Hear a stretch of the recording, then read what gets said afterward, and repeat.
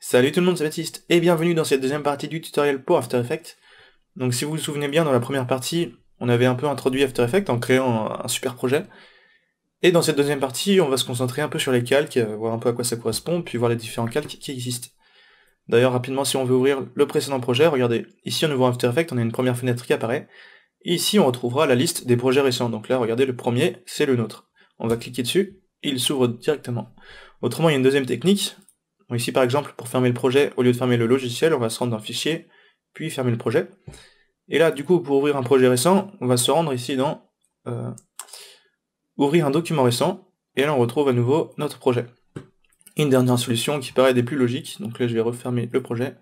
Et ici on avait le fichier du projet, je double-clique dessus, et ça l'ouvre automatiquement. Alors voilà, ici on se retrouve dans notre composition salon, qu'on retrouve là. Donc regardez, un petit rappel, on peut changer de composition soit en se rendant dans les onglets ici, soit en double-cliquant sur une des compositions ici. Voilà, maintenant rappelez-vous, ici on retrouvera tous nos calques de la composition. Donc la première chose à savoir sur les calques, c'est qu'on peut bien sûr les renommer. Donc ici regardez, on a nom des sources. Et en fait, ça correspond au nom du fichier que l'on pourra retrouver dans le panneau de projet. Mais en cliquant ici par exemple, regardez, hop, voilà, on a un nom des calques qui apparaît.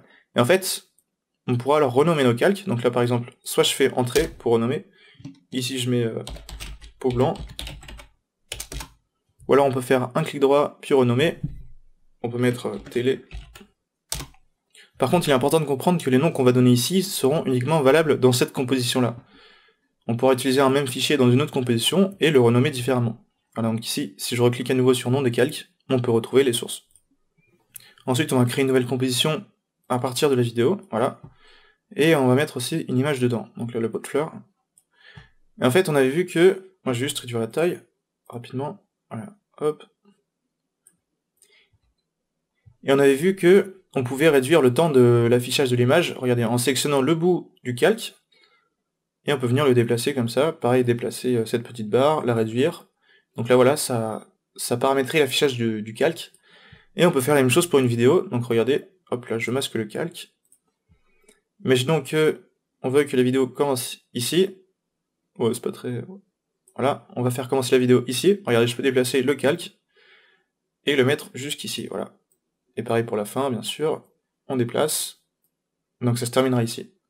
Il y a une autre chose à savoir, c'est que regardez, si je clique ici, on peut déplacer le calque, et si je clique à côté, toujours dans la zone de calque, mais sur une zone transparente, en fait on va pouvoir déplacer le calque sans déplacer cette zone en quelque sorte qui permet l'affichage du calque.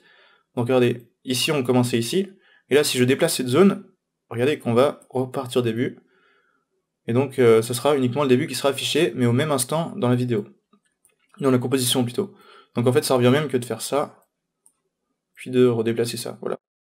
Allez, je vous propose maintenant de créer une nouvelle composition, donc on va cliquer juste sur cette icône-là, qu'on va par exemple appeler composition, voilà. Une définition de 1080p, une cadence, ça on s'en fout un peu, par exemple on va mettre 30, une durée de 20 secondes, voilà, par exemple, et une couleur, la couleur que vous voulez, un petit bleu tranquille turquoise, voilà. Bon, c'est pas tellement turquoise, mais bon. Et ensuite on va se rendre là-haut, regardez on a calque, si on clique dessus, on a créé qui apparaît, et alors là en fait on va pouvoir créer différents calques, donc par exemple un texte, et ici par exemple on va se concentrer sur solide, donc je clique dessus, et alors là on a une première fenêtre qui apparaît, et en fait qu'est-ce qu'un solide? C'est avant tout un rectangle, donc un rectangle qui a une définition, voilà par exemple on va mettre un petit 400 par 400, donc je vous rappelle que je vous invite à décocher cette case si vous voulez modifier ces propriétés là indépendamment de l'autre, donc là je mets 400, et un rectangle qui aura une couleur. Donc voilà, ici on va laisser en noir, parce que ça se voit par rapport au bleu. Et je clique sur OK. Donc regardez, on a une solide qu'on peut déplacer comme tout autre calque, donc comme on avait vu pour le pot de fleurs, on peut déplacer avec la souris. Et il retrouvera bien sûr toutes les propriétés des calques, donc les propriétés de transformation, avec une échelle, avec une position, voilà, un point d'ancrage, tout ce qu'on a vu la dernière fois. D'ailleurs, si vous voulez retrouver la fenêtre de tout à l'heure, on va pouvoir se rendre dans le calque, puis réglage uni, tout en sélectionnant le calque, hein, bien sûr, donc calque, réglage uni. Et là en fait on pourra modifier la taille du rectangle, voilà la hauteur, et la couleur. Voilà. Donc on va laisser noir en fait. Mais par contre on va mettre une taille de 1080p. Donc 1920 par 1080. Ensuite on pourra faire réinitialiser ici.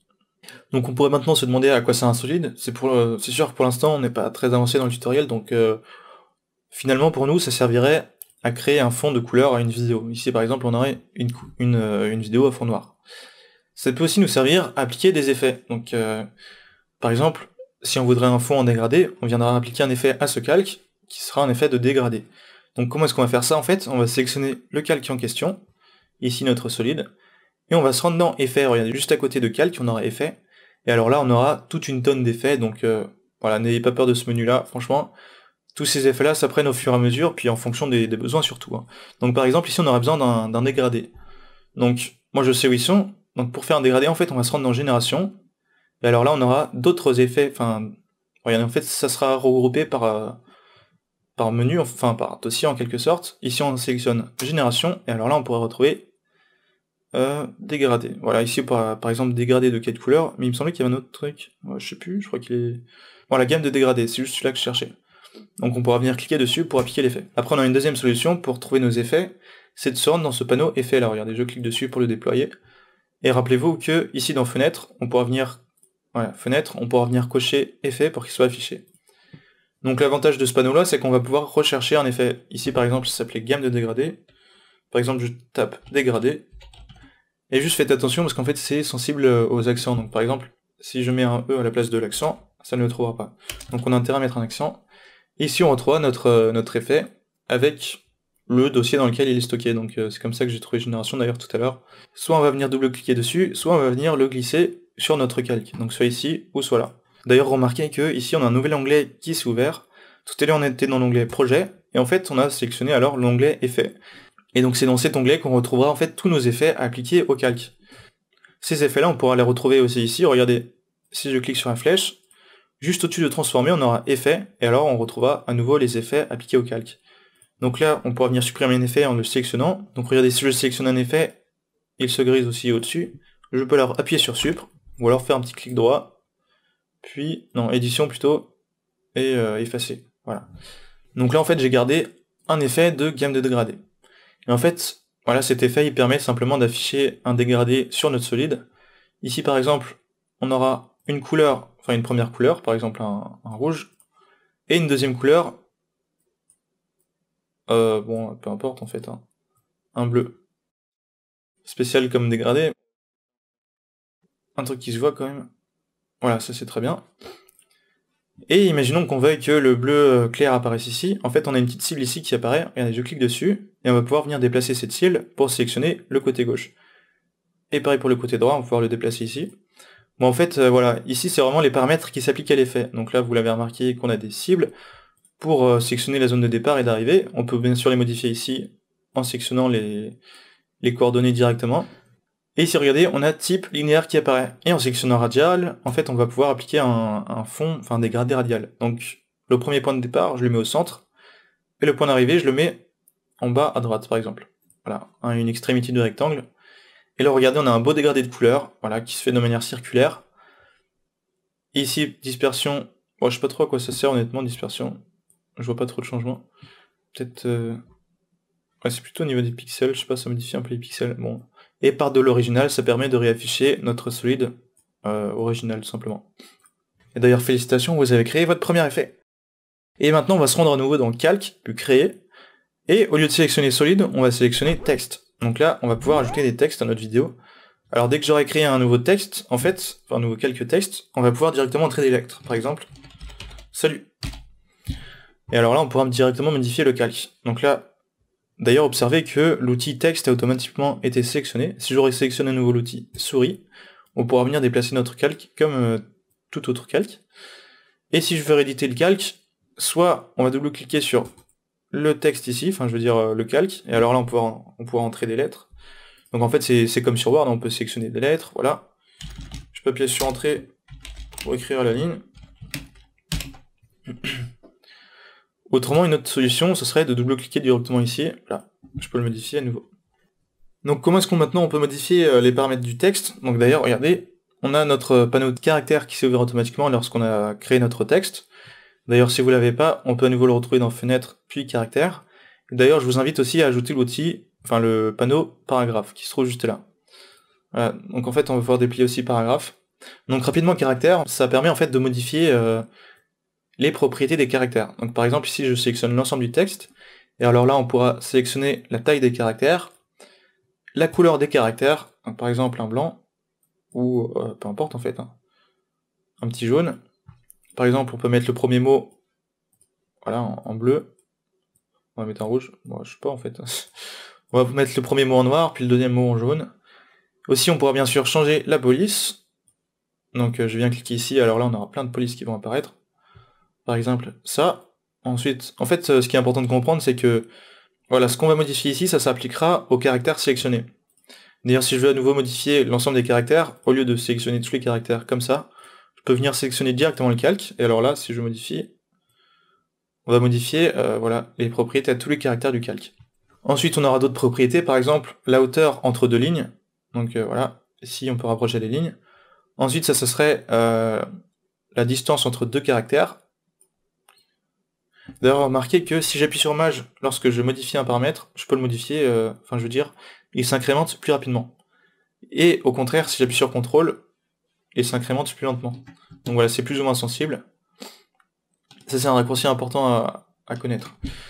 Donc là on a modifié ça. Ici ce serait la couleur, enfin je veux dire ce serait la bordure du texte. Donc cette bordure d'une certaine couleur qu'on pourra modifier juste là. Par exemple une bordure bien dégueu, voilà. Bon, je vous propose de remettre ça à 0. Ensuite, ça serait la hauteur d'un caractère. Voilà, donc ça modifie un peu le scale, enfin je veux dire l'échelle. La largeur d'un caractère. Hop, je remets ça à 100. Ensuite, on a d'autres paramètres, par exemple la hauteur d'un caractère relativement à l'emplacement de la ligne. Voilà. D'ailleurs, voilà, on remet ça à 100. Ensuite, bon, on a d'autres paramètres un petit peu plus particuliers. Je sais pas trop à quoi ça correspond. Et donc ça c'est pour mettre en gras, voilà. Vous connaissez, c'est comme sur Word. Ensuite on pourra se rendre dans le panneau paragraphe, et en fait ça nous permettra de modifier voilà, tous les paramètres de paragraphe. Donc par exemple, afficher le texte au milieu. Ici si on ajoute une nouvelle ligne, tout va se faire en fonction du centre. Donc como estás? Bien. Et tout. Voilà. Bon après c'est comme sur Word, hein, vous connaissez le principe. Là on aura d'autres paramètres, honnêtement je sais pas trop à quoi ils correspondent. Peut-être que ça permet de... Bon non même pas. Honnêtement, je sais pas. Voilà, ça permettrait de déplacer, enfin de modifier l'indentation du texte, peut-être. Enfin, franchement, je sais pas trop à quoi ça correspond. Voilà. Après, je vous invite à se tester un peu vous-même pour découvrir les paramètres. Et maintenant, je vous propose d'aller dans un nouveau calque, puis créer. Et en fait, on va créer un calque de forme. Et en fait, ce calque-là va nous permettre de regrouper différentes formes géométriques. Donc, par exemple, ici, toujours en sélectionnant le calque. D'ailleurs, remarquez que l'outil rectangle est automatiquement sélectionné. Et en fait, c'est avec cet outil qu'on va pouvoir dessiner, par exemple, des rectangles. Voilà, hop, je glisse, enfin, je clique ici et je fais un petit glisser. Alors là, on pourra venir modifier la couleur de fond du rectangle. Voilà. Le contour, comme pour le texte, en fait. Et on peut venir ajouter un deuxième rectangle, qu'on va par exemple mettre ici. Voilà. On pourra venir y modifier la couleur de fond. Voilà. Et pareil pour le contour. Et ensuite, d'ailleurs, si on se rend sur l'outil sélection, on pourra venir sélectionner chacun des calques, enfin chacun des rectangles plutôt. Alors là, pour modifier sa taille, soit on peut venir sélectionner le petit coin ici, soit on peut venir se rendre dans la propriété du rectangle. D'ailleurs, remarquez que voilà, ici on peut sélectionner chacun des rectangles, et en fait ces rectangles-là se retrouvent ici sous contenu. Si je veux supprimer par exemple ce premier rectangle, je le sélectionne et je clique sur Supr. Et ensuite, pour modifier la taille du deuxième rectangle, enfin du rectangle 1 là pour le coup, en fait, on va se rendre dans Tracé, puis alors là, on aura Taille. Donc là, je viens d'écocher ça. Voilà, on peut modifier la taille du rectangle. Par exemple, on voudrait que le rectangle soit derrière ce texte. Je le mets derrière comme ça. Alors là, on pourra peut-être modifier la taille comme ça. Ensuite, à nouveau, dans Tracé de rectangle, on aura d'autres paramètres. Par exemple, l'arrondi, qui va nous permettre de modifier voilà, l'arrondi des coins. Et la position, en fait, ça concerne la position du rectangle relativement à la position du calque. Donc regardez, je mets ça à 0. Et on va créer une nouvelle forme. Donc en fait, en appuyant longtemps sur le petit rectangle, on pourra venir sélectionner une autre forme, par exemple une ellipse. Bien sûr, on n'oublie pas de resélectionner à nouveau le calque. Alors là, on pourra dessiner une ellipse sur ce calque-là. Si on veut dessiner un cercle parfait, en fait, on pourra venir appliquer sur Maj, et ça nous permettra de dessiner une forme dont la hauteur est égale à la largeur. Voilà. Donc là, je lâche. Voilà. Et alors là, voilà, si je modifie cette position, regardez, ça modifie uniquement la position du rectangle. C'est comme si j'avais sélectionné l'outil sélection, et voilà. Je peux déplacer le rectangle sans modifier la position du cercle. Et si on veut modifier la position de l'ensemble, en fait on pourra aller dans les propriétés de transformation du calque pour modifier la position du... Ah, c'était pas celui-là, pardon. Pour modifier la position du calque en lui-même, voilà. Maintenant, toujours dans les paramètres du rectangle, enfin de notre premier rectangle, en fait on aura par exemple un paramètre de contour qui va nous permettre de modifier tout ce qui s'applique au contour tout simplement, donc avec une couleur de contour, un petit blanc, avec une opacité du contour, et alors juste en couleur je vais mettre un truc sympa, voilà par exemple, ensuite, voilà, la largeur du contour, bon après c'est tous ces paramètres là je vous invite à regarder vous-même, de toute façon peut-être que dans une prochaine vidéo on se concentrera là-dessus. Ensuite dans le fond, voilà c'est tout ce qui concerne le fond, donc toujours avec la couleur, et l'opacité du fond. Et ensuite plus bas dans transformer rectangle, on retrouvera en fait les paramètres de transformation mais qui s'appliquent spécialement au rectangle. Donc avec par exemple une position, une échelle, hop, une rotation. Après je vous invite vraiment à modifier tout ça par vous-même pour comprendre un peu à quoi ça correspond. Par exemple ici l'opacité en fait, ça concerne l'opacité du fond plus l'opacité du contour. Allez, je vous propose maintenant de voir un dernier type de calque, sûrement un des plus importants, c'est l'objet nul. Donc on va en fait sélectionner calque, créer, et on va sélectionner objet nul. Et là regardez qu'on a un rectangle qui est apparu au centre de l'écran. On a une première chose à comprendre, c'est que cet objet nul ne sera visible que par nous dans l'interface d'After Effects. Donc c'est-à-dire que lorsqu'on aura fabriqué la vidéo, il ne sera pas visible dans un lecteur de vidéo. Alors par exemple ici, si je désélectionne le calque, le rectangle apparaît toujours, et si je le mets sous le fond, il est toujours visible. Voilà, c'est vraiment quelque chose qui est pour nous, et qui ne sera pas visible ultérieurement dans une vidéo. Allez, je vous imagine bien vous demander à quoi ça peut bien servir si l'objet nul n'apparaît pas dans la vidéo. Mais en fait, l'objet nul doit être vu comme un contrôleur. C'est-à-dire que ça nous permettrait de modifier les propriétés de d'autres calques en fonction des propriétés de l'objet nul. Donc par exemple ici, laissez-moi vous montrer, sous l'onglet parent, donc rapidement si vous n'avez pas cette colonne, regardez on va faire un clic droit, puis colonne, et alors là on vient sélectionner parent. Voilà. Donc sous l'onglet parent ici par exemple, pour le calque de forme, on va venir pouvoir sélectionner notre objet nul, nul 5. Donc rapidement on va renommer ça en objet nul. Et alors, si je modifie les propriétés de cet objet nul, par exemple la rotation, regardez, ça modifie la rotation aussi de notre calque de forme. Donc remarquez aussi rapidement que si on se retrouve ici dans les paramètres de transformation de notre calque de forme, la rotation reste à 0. Alors que pourtant, on a effectué une rotation. Donc en fait, si vous voulez, c'est comme si ces paramètres-là s'ajoutaient. En fait, voilà, les transformations de notre calque de forme se modifient aussi relativement à l'objet nul. Donc finalement ici, tous ces paramètres-là, ce seraient des objets relatifs, enfin des paramètres relatifs à ces paramètres-là. Donc bien sûr, on peut aussi modifier la rotation là-dedans, mais bon. Voilà. Ensuite, si je viens parrainer le texte à l'objet nul, alors, si on modifie la rotation, ça modifiera aussi la rotation de notre texte, sans modifier les paramètres de transformation de ce texte-là. Donc aussi, on peut modifier l'échelle. Et en fait, l'objet nul aussi doit apparaître comme un point d'ancrage. Par exemple, si je déplace cet objet nul, ouais, ça marche aussi pour la position d'ailleurs, regardez. Si je déplace l'objet nul, ça déplace l'ensemble des calques qui y sont à parrainer. Donc on va rapidement déparrainer ça. Et si je modifie par exemple la position, on va mettre notre objet nul ici en haut. On va à nouveau appairer voilà, les deux calques à notre objet nul. Si je modifie l'échelle, en fait, ça apparaît un peu comme un point d'ancrage, si vous voulez. L'échelle va se modifier relativement à la position de notre objet nul. Et pareil pour la rotation d'ailleurs. Hein. Voilà. C'est vraiment les mêmes propriétés qu'un point d'ancrage. Et juste avant de vous quitter, j'aimerais vous présenter quelques raccourcis qui, vous allez voir, vont vraiment vous faciliter la tâche. Donc par exemple, si vous êtes en outil texte, le premier raccourci sera d'appuyer sur V. Ça nous permet en fait de retourner sur l'outil de sélection. D'ailleurs, regardez, si je laisse la souris, on a le raccourci qui s'affiche juste en dessous. D'ailleurs, pour le texte, ça serait CTRL-T, regardez, hop, et ça prend l'outil texte. V pour la souris. Ensuite, pour la main, ce serait le H.